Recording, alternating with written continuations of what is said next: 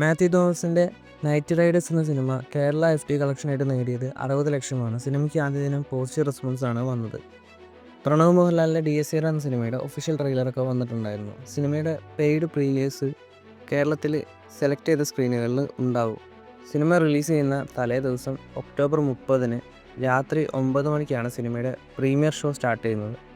E4 മൂവീസാണ് cinema കേരളത്തിൽ release ചെയ്യുന്നത്. ചത്തപ്പച്ച എന്ന സിനിമയിലേക്ക് മമ്മൂക്ക ജോയിൻ ചെയ്യാൻ പോവുകയാണ്. അതുപോലെ മമ്മൂക്കയ്ക്ക് 5 ദിവസത്തെ ഷൂട്ടിംഗ് ആണുള്ളത്. WWE ഇൻസ്പയർഡ് ആയിട്ട് വരുന്ന ഒരു മലയാള സിനിമയാണ് ചത്തപ്പച്ച.